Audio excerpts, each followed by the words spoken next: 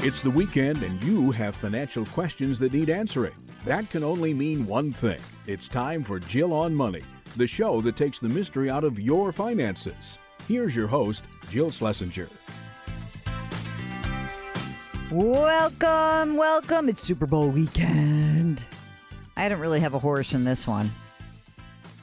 I'm really not that into the NFL, Mark. I know. Are you? Yeah. Mark's a Giants fan. No, Mark's a Jets fan. No, Mark's a what fan? He's a nothing fan. He's got no fandom going.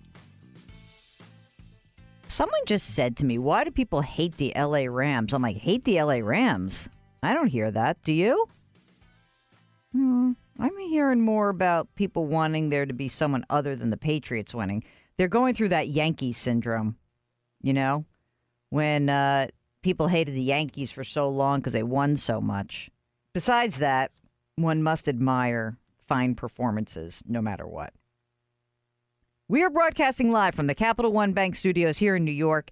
This is the program that takes the mystery out of your financial life. However, only if you can tell us what's going on. The big issue that many people are facing is that here we are, tax season is open. Your whole financial life is basically on parade for yourself. You're going to have to make some decisions. And this is a fantastic prompt for you to actually do something different with your financial life. And to me, if you can use this time, I know there's going to be uncertainty. I know this is going to be a weird year if you live in a high tax state and you're a high earner. You may be one of those 6% of taxpayers whose tax bill will rise this year. I know that a lot of you are going to mistake this idea that you got a smaller refund this year than last year and think, oh, so my taxes went up. That is not what happened, probably. Most likely you have more money coming in because you had adjusted your withholding, and your withholding amount gave you more money in your paycheck throughout the year. That would be fantastic. And let's see how you do. I mean, again, if you're in a high tax state and those state and local tax deductions are capped at 10 grand, it might be a rotten year for you, but maybe your tax rate went down. So we just don't know. You're going to have a lot of information revealed, and that's good news because that will help you with your financial situation. So take it from me. No one likes tax season, but I usually, you know what I do? I usually start assembling my tax information for, I think it's the Academy Awards is when I usually do it. Have that on in the background. I don't know what I'm going to do this year, but I'm going to get it done early, that's for sure. So we're going to start the program with a caller, and that's what we always do. We are beginning today with Mary, who's on the line from New England, who's probably a Patriots fan. Let's not talk about that. So, Mary, what can I do for you? Hi, Jill. I'm so excited to talk to you. I'm a big fan. Oh, that's so nice to hear. Thank you. Yeah. I really enjoy listening to your podcast, and I've learned so much. So I wanted to just reach out because my husband and I have really focused on our finances in the last couple of years, and I feel like we've made some really good strides. But we have 2 children, and one of our sons is on the autistic spectrum, and we have a 529 account set up for him. But we're learning more or hearing more about ABLE accounts, and we wanted to understand a little bit about our son's kind of in the middle of the spectrum, and we're not sure where he's going to land and if he'll use the 529 account. So we're trying to kind of plan ahead as to should we set up an ABLE account, what happens with the 529 account, if he doesn't move forward to college, that kind of thing. Okay, so here's my question for you. When you look at the accounts right now, how much is saved in each of the accounts, and how old are the kids? They're 10 and 12. Okay. And right now we have about $60,000 in each of their 529 accounts. Wow. And are you thinking that you're going to be continuing to contribute to these because you want to fund a private education? Is that the hope here? You know, I went to college all on loans. I did not have the means to pay for it.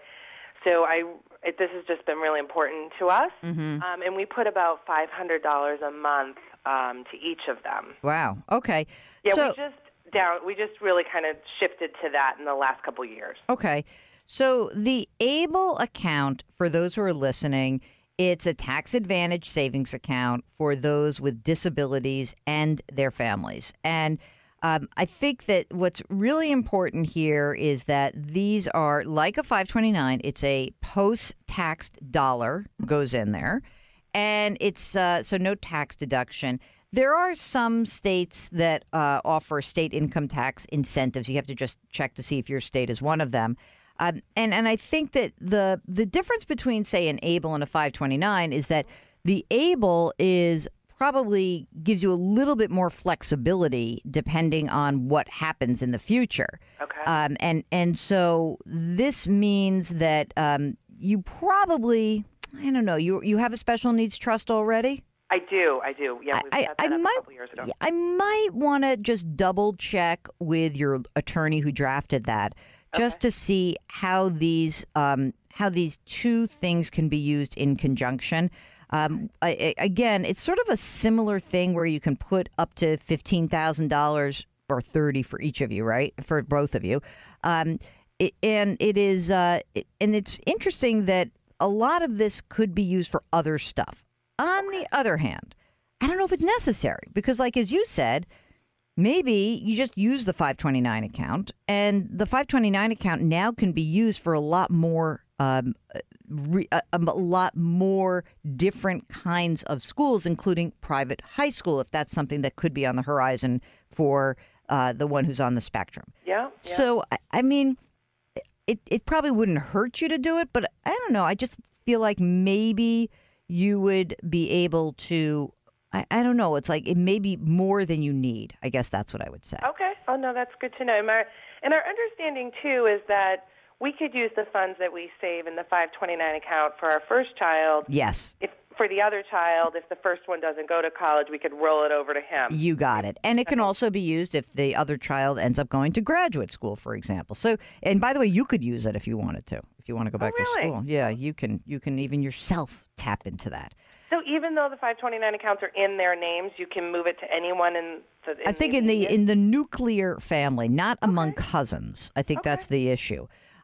Okay, so I think that we're going to just want to explore that a little bit and maybe do that with the attorney. Okay, now, sounds great. Next, how are you putting all this money away? Are you making a ton of money? What's happening for you guys?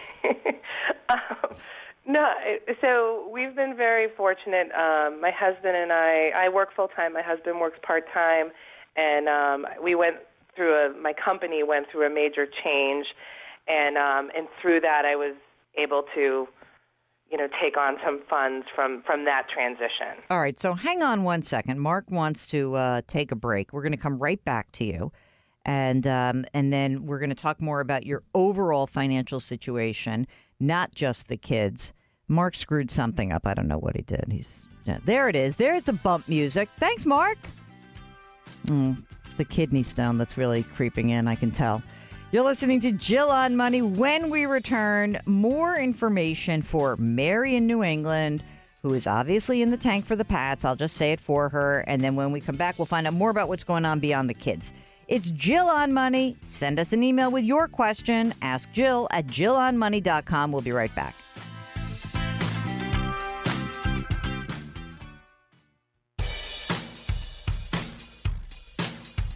Follow Jill on Twitter and Instagram for more personal finance content. Just use the handle @JillOnMoney.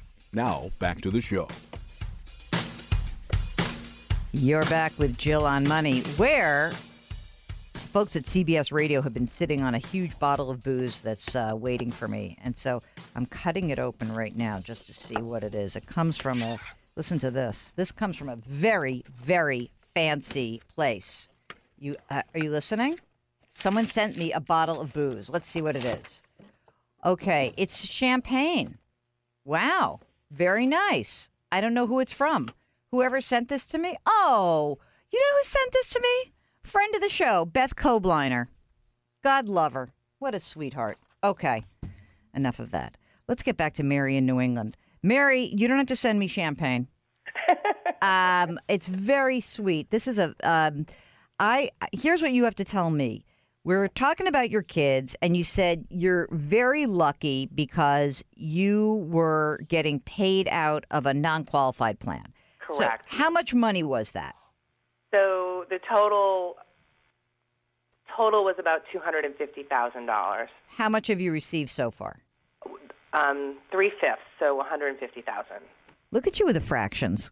Fancy pants. You're showing your age, by the way. That's right. How old did you say? You must be over 40. You used a fraction. Yeah. Good call. Uh-huh. So I'm 43. Okay.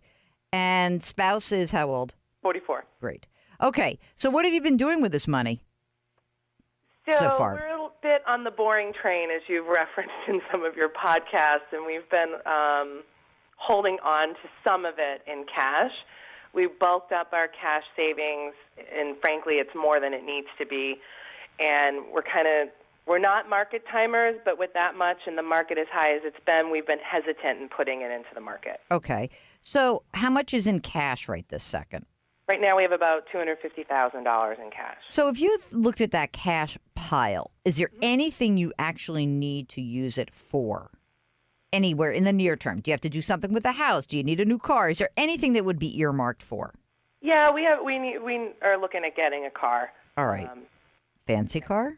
Not so fancy. No, we're not fancy people. Okay. No. Okay. So how much should we keep in cash then? For real? Like what's 6 months? What did you say your spouse does? Because I think that you said you were lucky because he works and you're getting paid out of this thing. So how much does he make? He makes about $75,000 a year. Okay. And how much money does he have in his retirement account? Sorry, I'm looking. I love that she's got the documents. Mark's like, did we lose her? No, we didn't lose her. I'm here. I have it all in a spreadsheet. I'm just adding things up. Of course you do. I'm surprised it's not a ledger. It's $142,000. Okay. And is he maxing out his retirement contributions? Okay. Shifted to that in the last couple of years from, your advice, all right. listening to you. Mm-hmm. Oh, yay. So, I mean, you're not making a ton of money. You're living okay. You have a house, right? Yeah. Oh, no, we didn't mention my salary. So my salary, I'm at about $250 a year. Okay. And are you maxing out your retirement? Yes, we both are. Okay. Fantastic. So, I mean, you got a bunch of moolah that's coming in. You're living well. How about the house? So our house, our balance on the house is about $300,000, and it's worth about $700,000-ish. Fantastic. Okay. All right. I mean, obviously, you don't need this much money in cash. Right. We've debated paying off or not paying it off, but putting it towards the mortgage. Because what's the rate on the mortgage? 3.5. Oh, it's so cheap. Come on. It's so cheap. But you're just worried. You're worried that like what you're putting in now is going to be, you're going to be the last schmuck who puts the money in and the market collapses. That's exactly right. But what if it doesn't? What if it did? Let's do that. Let's say it did. Let's say that it is the fall of 2007 and you do the same thing. You put your money in, but you don't need the money for anything in the near term. This is simply a supplemental retirement, right? I mean, is it fair to say that, you're probably just not going to use this money? This is like, would you feel this way if it were retirement? If it were, it's 10, 15, 20-year money? I mean, could you potentially invest it in such a way that you feel more comfortable? It doesn't take as much risk as your retirement account. How can I get you over this hump? Or is it impossible? It might be impossible. Okay, I got that. I get it. We're both of us are extremely risk averse. Okay. I think it's because of our backgrounds. Yep. Did you make your 520? One of the things I've played with is, do we, instead of kind of putting it all in one place, do we chip away at it? So you could do dollar cost averaging. You could say, look, we want to leave $100,000 in cash no matter what. Mm-hmm. Let's just pretend that's the number. Mm-hmm. And then what you can do is you can say, let's pick some amount, $10,000 a month, and say, we're going to put 10 grand a month. Half of it is going to be in a stock index. Half of it is going to be in a short-term bond index, like the lowest risk possible, right? And even if it were just like a higher yielding money market than a bank account, right? And you just do that until you're a year and a half into it and the money's gone.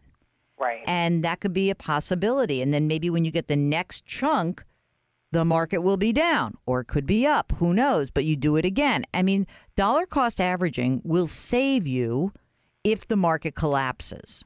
Okay? But you have to keep doing it. You can't second guess yourself. In other words, don't be one of these people who says, oh, I'm dollar cost averaging. And then as soon as the market goes down, you're like, nah, forget it. I'm not going to do it because I'm going to wait. And then your whole plan goes awry. So you've got to commit to doing something. Now, if the market just keeps going up, then you're buying in a little bit higher, big deal. If the market keeps going down, you're buying lower, so that's good. The other thing that you might want to do is, did you fund the 529 plans for this year or not? We fund them monthly. So, I mean, maybe what you do is that for this year, you say, we'll just put in 15 and 15 right now. Or maybe you even just say, I'll do 30 and 30 and make some of that money go away, because that money you sort of know is going to be like invested, but it's going to be used and you're probably taking less risk in there.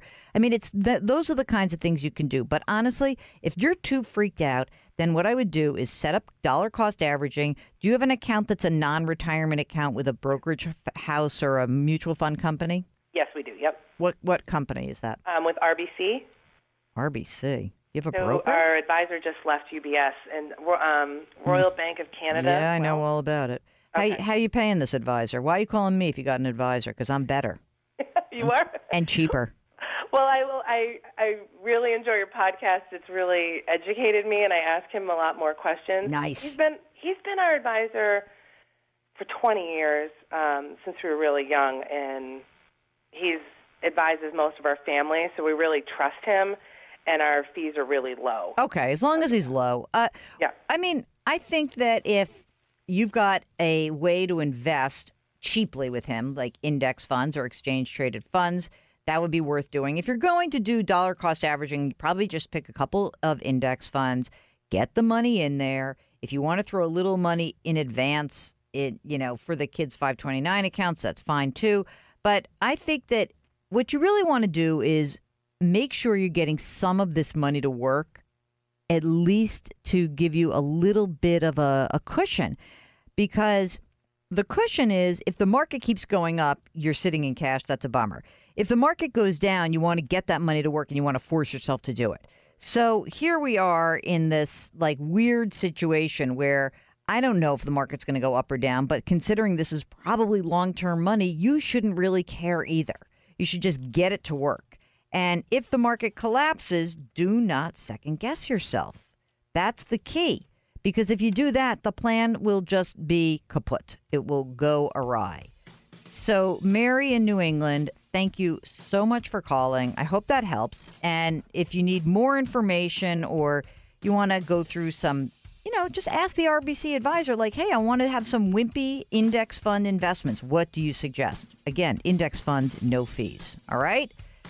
Great call. Thank you so much. It is Jill on Money. If you, like Mary, want to get on the air, just give us a holler. You can go to JillOnMoney.com and click on the Contact Us button. We'll be right back.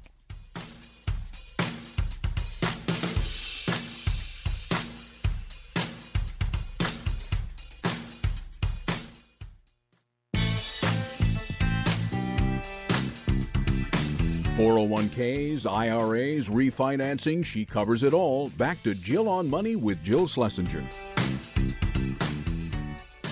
You're back with Jill on Money. I know it's winter. Brr. You're all like in rotten moods, but don't be, because we're hanging with you.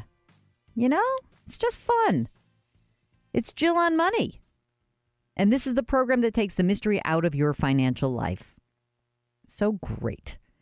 Don't forget, you can always go to JillOnMoney.com. That's your resource. You can listen to past shows. You can also check out our podcast, also named, what? Jill on Money. You can get it on Apple, Stitcher, Radio.com, Google Play. We got links to everything. The pod. Okay, so that's good. And then you can listen to it whenever you want. You can listen to the radio show. It's slightly different than the radio show. Just give you a little bit of background on that. But check it out. Okay, here is a note from Scott, who's hoping for some advice about paying off the mortgage. I'm 49. My wife is 47. I am a police executive. My wife is a small business owner. Combined, we make $220,000 a year. We've got $1.2 million in retirement assets, retirement savings. Wow, they're putting away $40,000 a year. They've also got brokerage and a savings account with about just under $300,000. And let's see, they save $40,000 for retirement and $70,000 in regular savings. He's going to have a pension in 10 years. They've got a house. It's worth $530,000. There's a principal balance of $123,000. And my question is, would it be best to pay off our mortgage out of our savings and brokerage accounts to eliminate all debt? We carry no other debt.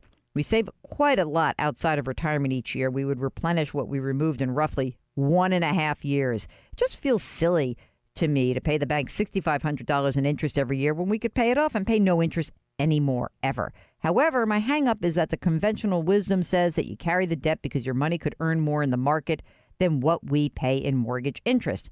Any advice would be helpful. Thank you so much for your time and consideration, Scott. Scott, you have a very interesting situation. I don't know exactly where you live. So one of the questions that I always ask myself is, well, yes, it's true that you may be able to make more on your money. But if you've got 23 years remaining on this term, and I presume it's a 30-year mortgage, you're still getting some tax benefit from the mortgage. So maybe what I would do is this. For the amount of time that you can still use mortgage interest, you could keep it poking around. You don't have to pay the whole thing off, in one fell swoop. You could do a little bit at a time. You also could just sort of say to yourself that you're paying off a mortgage instead of maybe putting money in a safe place. In other words, that it's like a fixed investment. So let's say you've got a tax benefit, and in your tax bracket, the 4.25% is not really 4.25%. Maybe it's more like 3.75. Well, you're not getting, 10-year interest rates at 3.75. So maybe you just, start whittling it away. Why not just, instead of like lopping up, just maybe a little bit at a time. As soon as that is just principal, you can pay the whole thing off. And honestly, if you're really just like, I want to get rid of it, then get rid of it. It's not going to make a difference. You guys are in such good shape. Who cares? You'll be fine. I think that's certainly a reasonable way to approach it. Okay, here we go. This is an email from George. He's 61 years old. He plans to work another, hopefully, 20 years. For now, I can do a Roth IRA because my salary is below the limit. I'm thinking to start late. I know I'm late to the game. I think I can do $6,500 now. Yes, you can. And yes, you should do it. Question 1. Should I do TD Ameritrade or Schwab or Vanguard to buy ETFs or mutual funds for efficiency and cost savings? You should do any one of those. It doesn't matter which. You should not buy ETFs. You should buy mutual funds because it will be actually cheaper because you won't have to pay a transaction cost. And there are small dollars going in here. So that's number 1. Any one of those is fine. Whichever platform you like better. What would be the mutual funds that I could buy monthly, quarterly based on disciplined savings? Pick a few index funds. If you're just starting out, pick one stock index fund, one bond index fund. Very boring. And do it every month. Is it worth subscribing to newsletters like Bob Brinker's newsletter for tips on which mutual funds to buy? No, total ripoff. Just buy an index fund. They're cheap, okay? So don't subscribe. Even though he says, I've been dragging my feet. Smart for you. You just save yourself some money. Can you recommend another reasonably priced newsletter that gives you directions? Or you don't need a newsletter. You don't. You just need to buy index funds. You know what you should go check out if you want? Or just listen to, why don't you do this? Mark's pointing at me. Why don't you just listen to this show or go buy my book? Or why don't you subscribe to our newsletter? Go to JillOnMoney.com. It's free. And you can buy my book right now. Go into the website. Look at this shameless plugging. You know all the donkeys I've had on the show who pump their books? I'm one of those donkeys right now. Okay. Do you know of a good TSP advisory firm that has historically good returns? The Thrift Savings Plan is a freaking awesome plan. Again, don't make yourself crazy. Guys, you're overthinking this. Put some money in the C fund, some money in the F fund, a little bit of here and there. If you call me up, I will give you. He says, do you take clients? No, I'm way out of that business. Way out. But why don't you if you come on the air with us, Mark and I will do a nice asset allocation plan for you, and all you have to do is buy my book. That should be the price of admission. Just buy the book.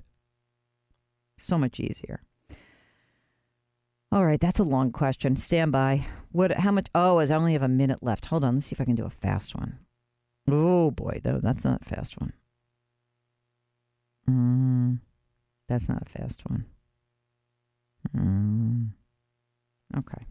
I don't got anything for you. I'm sorry. All right. If you've got a financial question, if you want to subscribe to a free newsletter, everybody out there, free newsletter. Bob Brinker, I think he's off the air now.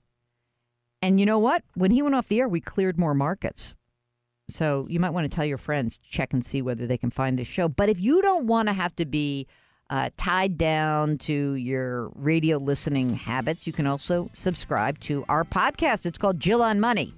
Go to our website, jillonmoney.com. You can do everything you want there. Read, listen, watch, sign up for the free weekly newsletter, and pre-order the book or order the book, depending on when this runs. Check it out. jillonmoney.com. We'll be right back.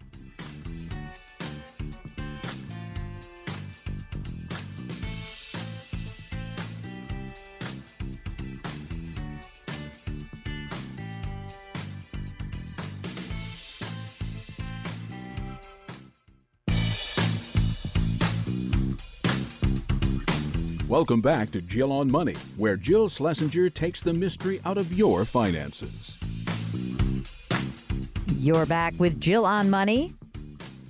And I know it's like a broken record sometimes. So you guys will hear us talk about the Roth IRA because I think that Ed Slott was the one who first made Mark and me aware of just how incredibly awesome and powerful the Roth IRA is. I mean, I always knew it.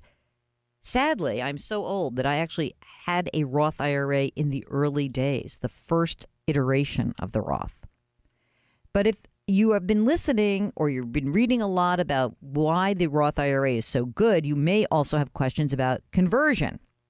And so we encourage you to send us an email. Let us know if this could be right for you.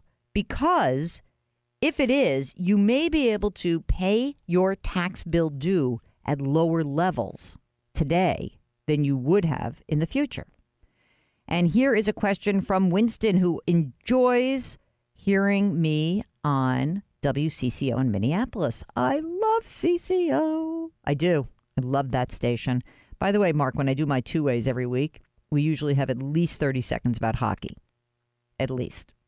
And the thing I love about the Minneapolis market is that they're just huge hockey fans. So yes, they have their own team, the Wild, it's important, but any young person who is playing in the NHL who's from Minnesota, they know exactly where that person is and how they're doing, which is so awesome. Okay, let's get back to Winston's question. He wants to know the rules concerning a 403b conversion to a Roth IRA. So here's a question. Does the conversion need to happen in a certain way, like over a set number of years? Or could the 403 be converted over several years, a portion at a time, so as to not bump me up into a higher tax bracket by having a large amount of additional income into any one tax year? The latter. Yes, you can do a little bit at a time. He says my 2017 income tax was, he just goes through all the numbers. It doesn't matter. He's got $86,000. He said I could convert an amount of the 403B that would just bring me my income level up to the point where I'd stay below the next tax bracket. That's what you should do. That's your strategy. And he says I would work to eventually convert the entire amount before I retire. And he says, I'm 64. I'm not planning to retire just yet. But when I do, The thought of having that income, tax-free retirement income is awesome. So you got it all. That's perfect. That's exactly what you should do. A little bit at a time that keeps you within the same tax bracket. Okay? All right. Now, moving on to a more difficult conversation and topic is a message from Brandy. She says, I never see financial advice on how to plan for a chronic or severe illness, which ends up being very expensive to treat. She notes that treatments can cost $100,000 per dose. I know from cancers and other chronic diseases that have affected my family. How do my husband and I, both of us are in our mid-40s, plan for and protect our finances against these diseases? I have higher risks for certain cancers due to family history, so I see this as a real possibility. We both have access to employer-provided health plans, but through our careers, the costs have increased, the coverage has decreased, and we're facing more barriers for keeping our family on one plan. Plus, health insurance plans have lifetime caps. I don't think there are anymore. I don't think that, I thought that employer coverage doesn't do that. But she does write, there's risk of losing coverage due to job loss. There's always the chance we'll go back to a system that denies coverage for pre-existing. I'm afraid because we move into a health insurance system that increases premiums based on certain biometrics. I know the government offers Medicaid. It's hard to qualify and long-term care. What's your advice? This is a tough one because what you're really trying to do is plan for something that is incredibly difficult to plan for, Brandy. My advice is that what you should try to do is to double check what your current insurance is covering. And for all intents and purposes, yes, I think that there is some watering down of the Affordable Care Act, but I think pre-existing conditions is probably going to remain solid. And I also think that the idea of watering down the Affordable Care Act on a state-by-state level is very dangerous. It's not going to happen nationally now that the Democrats have taken control of the House. I actually believe in my heart of hearts that this country is moving towards, once we got through this first round of the Affordable Care Act, I think that more and more people are going to start to say, wait a minute. My health insurance is important. Medicare is important. Medicaid is important. And stripping people of coverage in any way, shape, or form is not really good. I'm not giving you an answer that's probably satisfying. I don't think there's anything for you to do right now. I just don't. I believe that there will be some, yes, there used to be some catastrophic policies that are out there. Some states allow that right now. You could invest in that. But I think that although you're at high risk, I wouldn't want you to take money out of, say, your retirement plan and your general savings account to try to cover this potential catastrophe. I know it sounds terrible, but I just think the odds are that we are not moving to a system that is going to get less generous. I think this is just complete conjecture by me that we're likely moving towards a system that's maybe more generous. And I think more people are going to start saying, hey, this whole thing about Medicare for all sounds like a better deal, even if it's just some sort of basic coverage, because it's really scary to get sick and lose everything. I thank you for your note. I'm sorry if that was not a particularly satisfying response. All right. When we return, we're going to have more of your questions. It's Jill on Money. Hop onto the website, jillonmoney.com, and you can contact us right from that site. Okay, we'll be right back.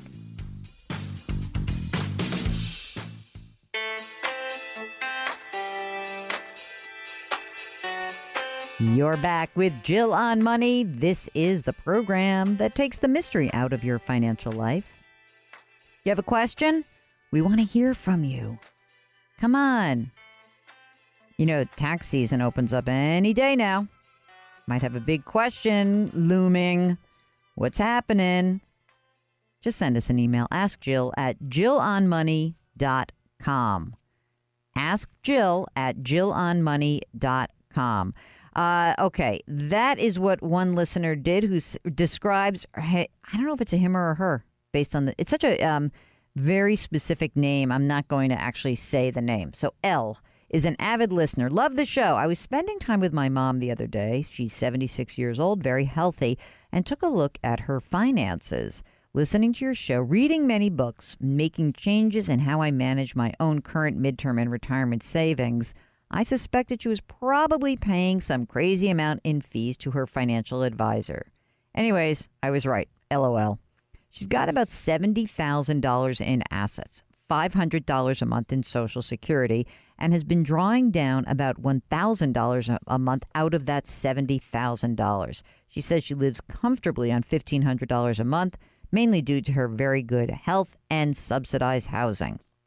It shouldn't be that difficult to match or exceed her current performance for a fraction of the cost, with capital preservation and fixed income being the goal. What recommendation would you give for an asset breakdown? 85-15, 90-10? Well, first of all, I would always have 1 year of expenses in cash. So that $1,000 a month, you need $12,000 in cash all the time. And then I think I would probably do 90-10, and I probably would not get too cute with my bond. I would really be careful. And you might even think about, you really cannot afford to lose any of this money. I might even put just 5% in stocks. I don't know.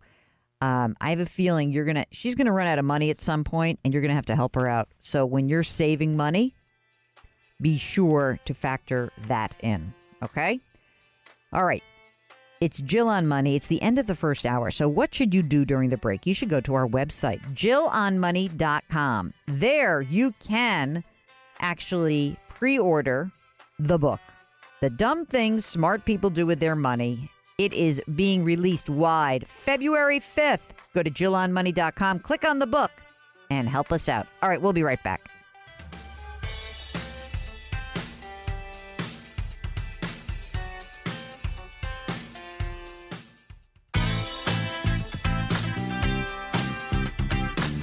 It's the weekend, and that can only mean one thing. You're listening to Jill on Money, the show that takes the mystery out of your finances. Here's your host, Jill Schlesinger. Hello, and welcome to hour number 2. It's Jill on Money. We are broadcasting live from the Capital One Bank studios. And we are so happy that you are joining us on this Super Bowl weekend. Who you got, Mark? You're going to take the Pats, aren't you? No, you're taking the Rams? He's praying for the Rams. Is that just because you're anti-Pats? I used to be really anti-Pats when I lived in New England. I'm less so now because it's just, Tom Brady's so damn good. He just is. And I like Giselle. I may be the only one, but I like her. If you've got a financial question, we'd love to hear from you. Couple ways to get in touch with us. You can send us an email, askjill@jillonmoney.com. And you can also go to the website, jillonmoney.com. There you will find a Contact Us button. Click it and tell us what's going on. Also, while you're on the website, guess what? Go buy my book. It's not out yet. It's coming out next week. February 5th is our drop date. But I need your help because, honestly, I love doing this show. I love talking to you, but I'm so competitive that I want to be able to sell a lot of these books. I want to, be able to share your wisdom with everybody because part of your input into this book was telling me your stories. So check it out. The book is called The Dumb Things Smart People Do With Their Money. And you know you're smart because you're listening to this show. This is not a dumbed down show.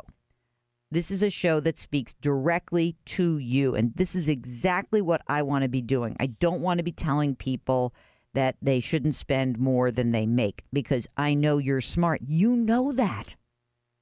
But there are a lot of things that we all do. And I do dumb things too.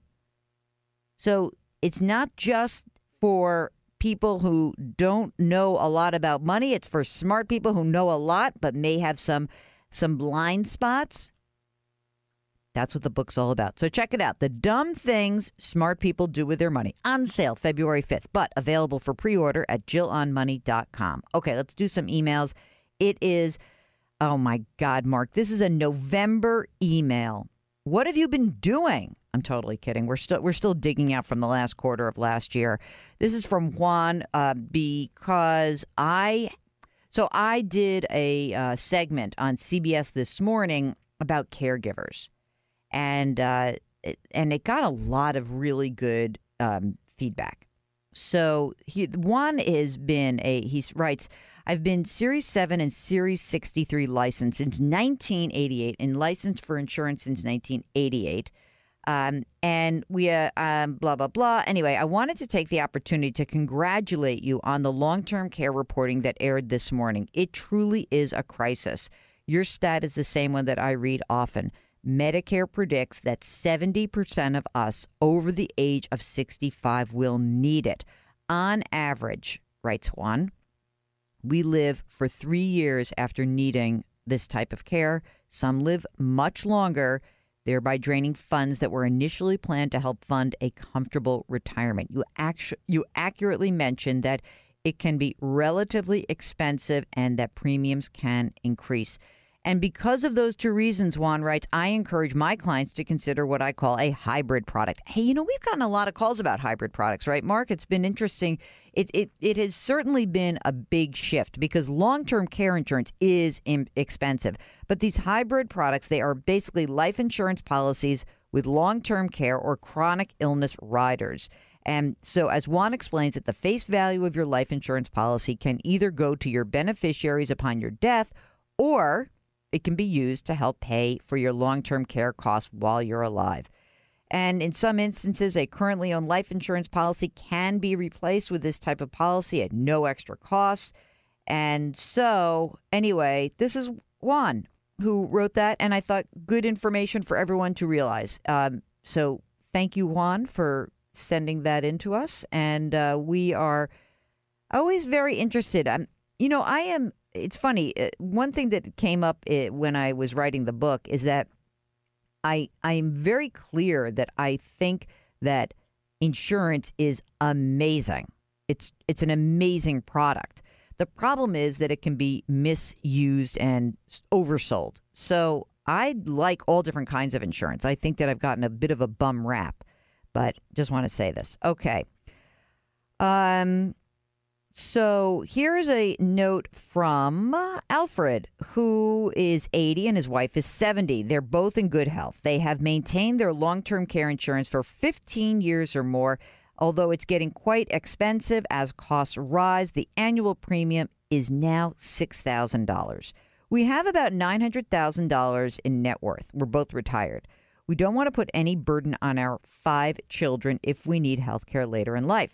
I'm sure there are other issues you'd want to know. I understand health care, if needed, could cost $10,000 per month. Do you believe we should continue the coverage? Thank you, Alfred. You know what? I think if you have coverage, yeah, you should. It sounds to me like you're right in the sweet spot of perhaps needing that coverage. Also, it's so funny. People tend to want to get rid of their insurance at the exact minute they may need it. So, yes, I understand it is expensive. That is such a bummer. But I also understand that you're more likely to need that coverage now than you were even 10 years ago. So I hope you keep paying the money, and I hope you never need it. And that's important. Okay, one more before we end the segment. Here's a question from Barbara. Does it make sense for my husband to take his required minimum withdrawal and put the money in a Roth IRA? He is retired with a federal pension and is not eligible for Social Security. I am still working full-time and have not taken my Social Security yet. We have no current need for this money. Okay, so you've got to take your required minimum distribution, right? The question is what you do with it. Could you make a Roth IRA contribution? If you have earned income, you can. You definitely can. What I don't know, Mark, we might have to look this up. I'm not sure you could make a spousal IRA contribution in a Roth. I'm not sure. I'm going to look that up and find out. But I think that if you have no current need for the money, the other opportunity you have is instead of a Roth IRA, just put it in a non-retirement account. Beef up that non-retirement savings. Because ostensibly, I'm guessing, you probably are in a lower tax bracket because he's no longer working. All right. So how am I doing, Mark, time-wise? I got to close this thing up. 1 more minute. Okay. Just a quick note. I did get a question off the air by one of my colleagues here in the building that I wanted to share with you. Someone just asked me, would it be worth it if my kid gets into a better college to go for private versus public? And the answer to that is it depends. Don't forget, sometimes you actually will have better financial aid and grants from these private universities that have huge endowments. So you just got to wait till the offers come in, and don't worry about it till we know the numbers, okay? And we'll do that this spring when everyone gets their acceptance letters. We'll talk about those offers and what you need to know. It's Jill on Money. Give us a holler. Ask Jill at jillonmoney.com. And when you go to our website, jillonmoney.com, sign up for our free weekly newsletter. We'll be right back.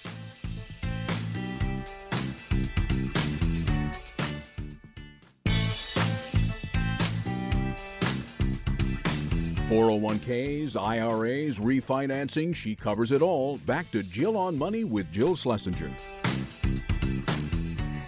You're back with Jill on Money. It is Super Bowl weekend broadcast on the CBS television networks. Is that a good plug for the family, Mark? Live from Atlanta. I've never been to a Super Bowl. It's not exactly on my bucket list, but I guess it would be fun. I don't know. Mark, have you been to a Super Bowl? No? You've been to a lot of sporting events. You've been to a Stanley Cup, right? When the Rangers were in it? When they won? You were there at the game they actually won the Stanley Cup? Got it. He does a lot of tennis. Are you staying up late watching the Australian Open? Poor thing. You and my sister and 2 other people are the sleep deprived. Everyone say a prayer for Mark and his birth for this weekend, he's been in labor for 2 weeks trying to birth his kidney stone. So if everyone could just send some positive energy here, directed towards Mark, the best executive producer in the universe, it would be much appreciated. It's 2 weeks now. This is insanity. How is it that we can't do this? Okay. So Stan has a long-term care policy, and it started out when he bought it at $168 a month, and the monthly benefit was $4,500 a month with a 100-day elimination period, meaning the time you wait before the policy kicks in. It's a shared care with my wife, costed basically twice that. So anyway, they an additional $167 for her policy. Now, the premium has increased to $230 each. So the premium's basically, let's say, gone up like a good 50%. But also, they've increased the benefit. We're both in our 70s, and it's a 4-year payout. We've had a policy for 15 years. Should we keep it? Again, the advice has to be that, yes, you keep it because I don't know anything else in your financial life, but this is the time where you might need it. So I am really loath to get rid of these policies unless you cannot actually afford them. And if that's the case, we might have other things to discuss. But I am really clear that for most people, the moment you actually might need these policies, that's when you're starting to worry about, what should I do? Well, this is not the time to get rid of them. It's just not. All right. So this is from Marjorie, who has a 3% fixed rate annuity with a 6-year term. And in its first renewal term, I cannot renew it again. I only have 4 years to annuitization. So should I close it out over the next 4 years and pay the 20 to 24% tax to the feds, meaning the IRS, and another 6% to New York State, or have my bank rep transfer the total amount to another annuity? Okay, we're missing a lot of information. Is this, first of all, how much money is in it? Second of all, what kind of an annuity is this? Is this a annuity where it's held inside of an IRA account? Is this a large portion of your net worth? Is there really something behind this transfer to another annuity? I don't know. So I need more information, Marjorie, and you may need somebody who is a fee-only financial advisor or a CFP, somebody who can take a look at this for you so that you don't get, how shall we say, screwed. Okay? And, if you have to pay a lot of, and there's a follow-up here, I see. Paying the taxes is not so much that, doesn't actually bother me. But Marjorie's 86, so tying up this money may not be the best idea. I don't know. I don't think it might be. And if you were to die holding an annuity, your heirs would have to pay the taxes, so maybe it's better that you pay the taxes. Maybe you're in a lower tax bracket. I don't know. I need more info. James wants to know about robo-advisors. Are they better than traditional advisors? They sure are a lot cheaper. Yes, they are, James.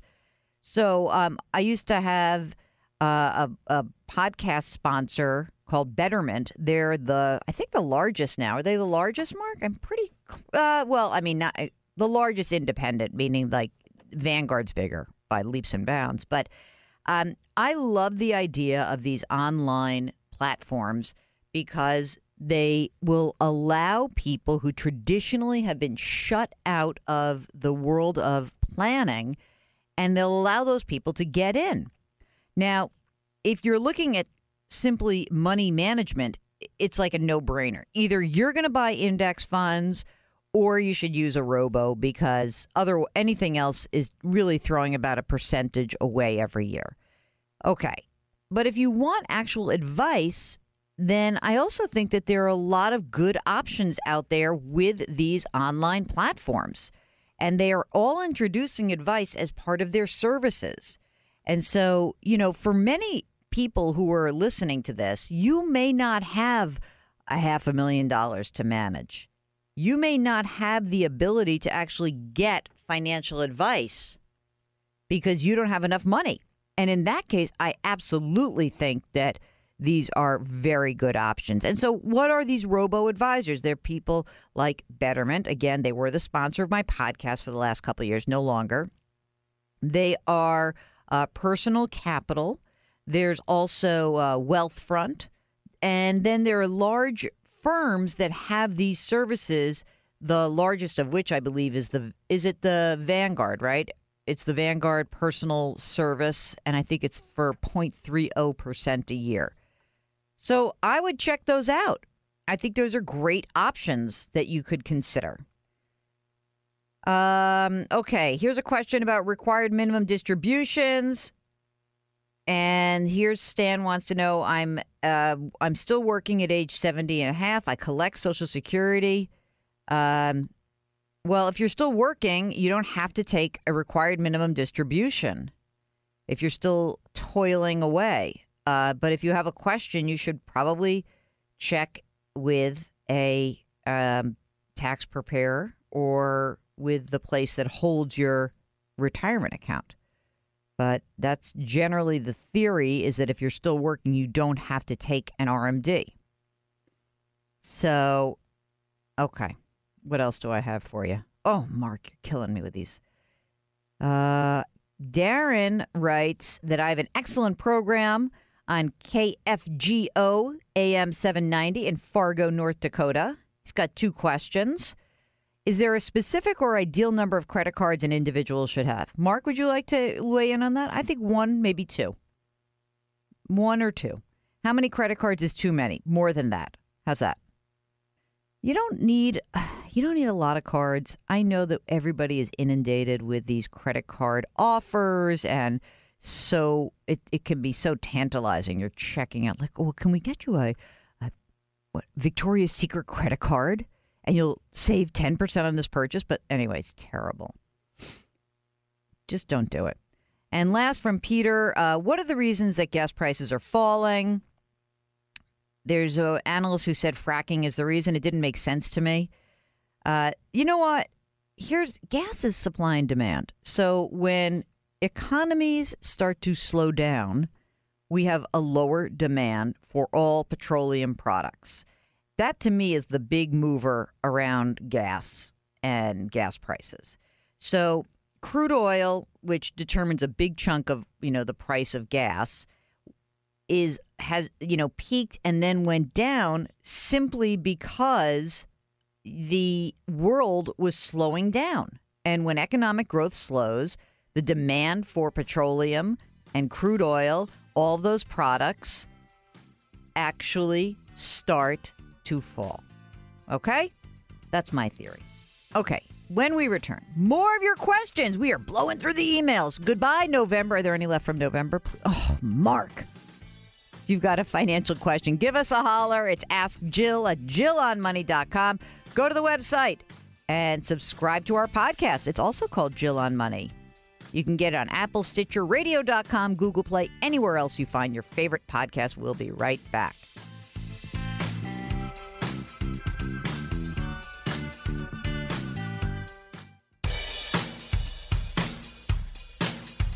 Follow Jill on Twitter and Instagram for more personal finance content. Just use the handle @JillOnMoney. Now, back to the show. You're back with Jill on Money, and we are delighted you are with us. If you have a financial, an investment, a tax, an education funding, a retirement, an estate, an insurance, any question that is kind of remotely money related, career even, why don't you give us a holler?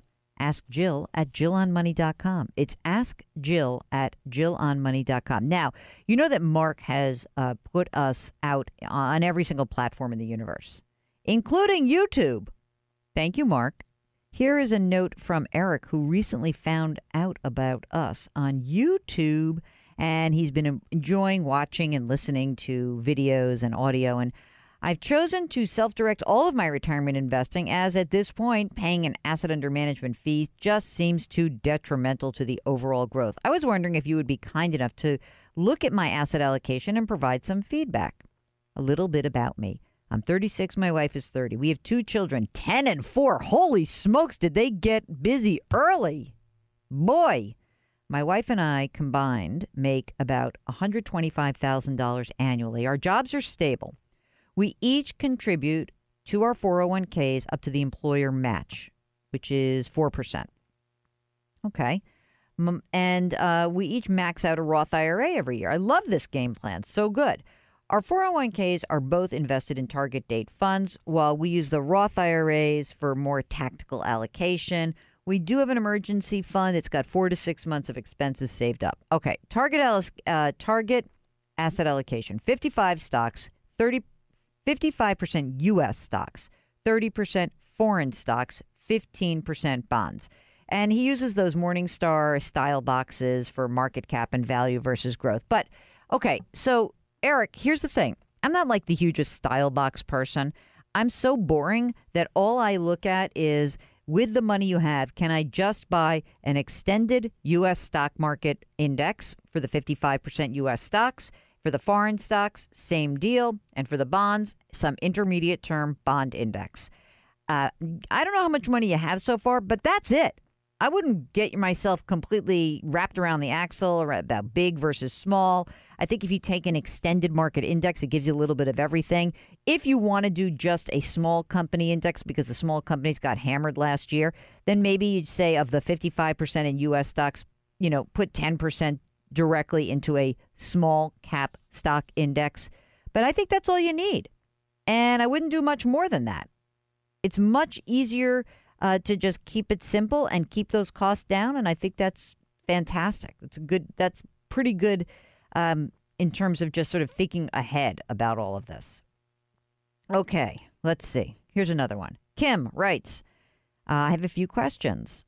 I have all my money in Betterment accounts because my job doesn't have a 401k. My old jobs did have retirement accounts. So when I moved roles, I rolled everything into a Betterment IRA. So just for Betterment is an online investment platform. They used to sponsor my podcast. They don't anymore. So I'm just going to, I always put that disclosure out there. I have a traditional IRA. I contribute $5,500 per year. I make $145,000, so I make too much to take a tax deduction for it. I have $182,000 in this traditional IRA right now. I have a traditional investment account, meaning just a regular old investment account, taxable.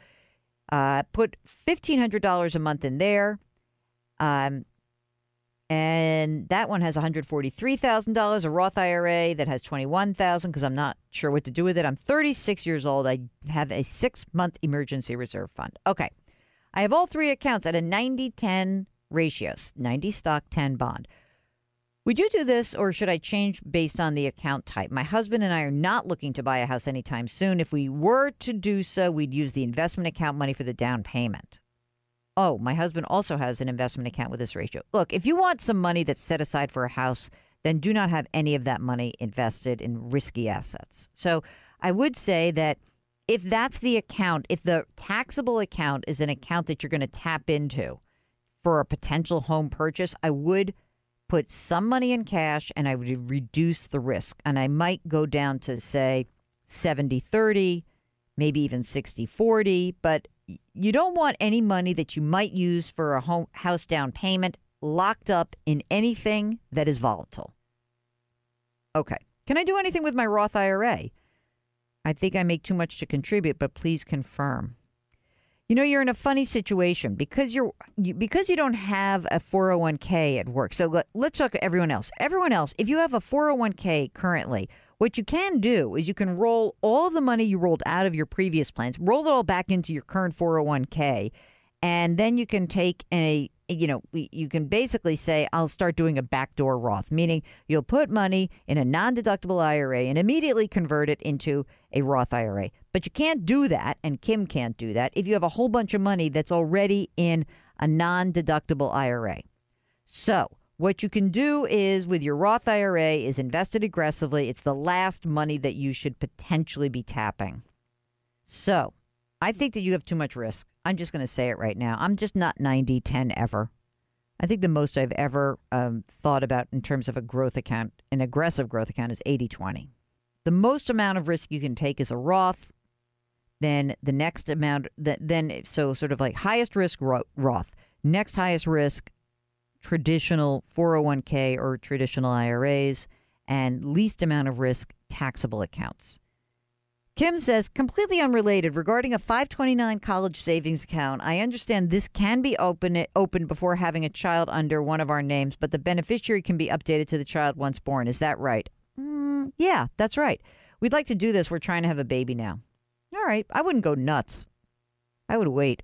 I don't know why. I think that's a little, I think it's a little spooky to do that before a baby's born and healthy. I'm very, you think that maybe I'm a little bit worried about those things. Anyway, I hope that helps, Kim. Those are a lot of questions. One last one about gold. Marsha wants to know, she listens to us every Saturday afternoon on WBEN in Buffalo, New York, where the Sabres are on fire. Is gold a good investment for retirement? Do me a favor. Stay away from gold. Please. Okay? I have a whole chapter or sub-chapter in my book about why gold is just not a good investment. And I used to be a gold trader. So I don't think you need to be investing in gold. Follow up with us, Marsha. You are listening to Jill on Money. If you've got a financial question, we want to hear from you. Go to our website, jillonmoney.com. Click on the Contact Us button, and we would be delighted to get you on the air live or answer your question on the air. Okay, that's it. We're going for a quick break. Be right back.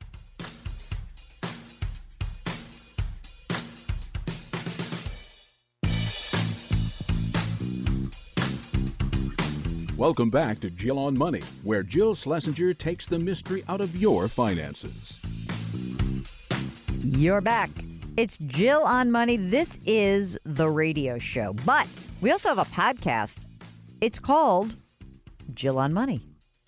If you go to our website, Jill on Money, it's like so people are going to be so sick and tired of this, Mark. It's the Jill on Money-a-thon. Anyway, all of our stuff's at jillonmoney.com. You can read the columns that I write. You can listen to past shows. You can subscribe to our podcast. You can watch TV segments. You can sign up for our free weekly newsletter. All those things, all you have to do is go to JillOnMoney.com. And of course, we always like to hear from you. So we actually even have a contact us button. That's click contact us right there, front door of the website. Easy.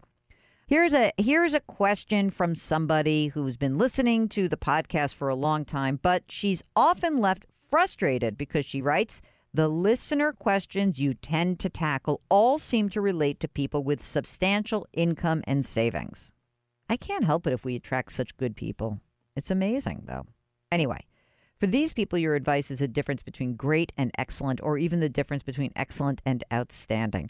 I do not begrudge a stable and comfortable life for people who have worked hard and handled their finances wisely, but I'm often left thinking that the people on your show do not really need your advice. And I wish that you would tackle some questions that are more relevant to those in the middle class and just starting out. I do not wish to criticize because I greatly value your advice and perspective. However, I'm hoping you will expand your scope a little to help those of us in more vulnerable positions. I am doing that. That's Mark and I talked about that last year. We are definitely going to be refocusing and making an effort. We're even thinking about dropping a specific call of the week for young people starting out. So, and I get that. So thank you. And I really do appreciate that feedback. It's important. She says, I don't want to be a caller. I'm shy, but I want to give you the details of my situation. It's the type of questions I would love to hear you address. Okay, here's my story. My husband and I are both 33 years old, and we both got into the job market a little late. He was racking up impressive, I like this, is funny. He was racking up impressive and useful postgraduate degrees while I was chasing a foolish dream that fell flat. Oh, I'm sorry. After working in college athletics for a few years, making very little money, I came to my senses. I went to law school. Fortunately, I was able to save enough to put myself through law school without taking on any debt. I just finished my first year as an attorney, working at a public interest law firm, making about $100,000 a year. My husband is a postdoc in biomedical engineering. He makes $55,000 a year. He's working on securing a grant to fund a career in academia. He's also toying with the idea of leaving academia to go into industry where he can easily start out at $120,000. By the way, you sort of said to me, you said, oh, I'm middle class, and now I'm hearing $220,000 a year. I don't know about that. That ain't exactly middle. So, okay. He's got some student debt. It's not unmanageable. So we're doing financially. We live in California, an expensive housing market. We pay $1,500 in rent, which is cheap. We want to move and wondering whether we should consider buying. If we continue renting, we'll spend about $1,750 a month. If we buy a one-bedroom unit in our desired area, it runs up almost $400,000. 2-bedroom, 2-bath, $500,000. No children, no desire to have them. We have $40,000 sitting in a checking account. My first question is, given the overheated housing market, what should we do? You know what? I think you do nothing. Very easy. Do nothing. And I'll tell you why. Do not buy. We don't know what's going to happen to you guys. You know, you're working at this law firm. He might get it. What if he gets a job in academia in a different market? I would never buy, given your situation. So, yeah, I would wait until you know what your husband's next step is. Second question. What should we do to start saving for retirement? I have a small 403B from a previous job, 2 small IRAs. The accounts aren't doing well. I've never done well. I want to get the money into a index fund. Okay, so what you do first is you set up an IRA rollover at some no-load mutual fund, family, Vanguard, T. Rowe Price, Charles Schwab, TD Ameritrade. Set it up there. Roll the old 403B into that. Roll the 2 small IRAs into that, and then put half of the money in bond index fund, half them in an intermediate, half the money in a stock index fund. Boom, done. Okay. What else should we be doing for save for retirement? I can start participating in my law firm's 401k right now, and I will do that. But I'd like to do more. How much more? You think she's going to put $19,000 a year into that retirement account pre-tax? Do that. There's nothing more. And if you don't she's worried about the stock market. And I wouldn't say now is a bad time to enter the market. Now may be a bad time to enter the market in the short term, but you're investing for decades in the future. I would if you don't like risk, then you can basically stick to a 50-50 portfolio. You're in your low 30s. You got 35, 40 years before you're touching this money. It's funny. All indicators point toward a widespread slowdown. Many experts have said that another full-blown financial crisis is inevitable. That's not what people have said on this show. They've said that another recession is inevitable. A full-blown financial crisis is not necessarily inevitable. She does thank us for doing what we do. There are people like her who need help. Look, everybody needs help. You know, it reminds me of the old story. My friend's mother was complaining about something, and it was like her father was like, listen, relative to all the things that could go wrong, this is not so bad. And you know what she said? Mark, you'll like this. You know, people would say, like, your problem isn't like as much as a speck, a pimple on the tushy of humanity. And she goes, yeah, it's my pimple on my tushy. And so everybody who's out there and you're listening, whether you have $2, $200,000, or $2 million, it's your money and you're entitled to feel insecure, whatever it is about your money. And we want to encourage you to give us a holler. Just send us an email. Ask Jill at JillOnMoney.com. Thank you for sending that email. And I promise we are going to actually get more and more of these questions on the air. Okay, we will be right back.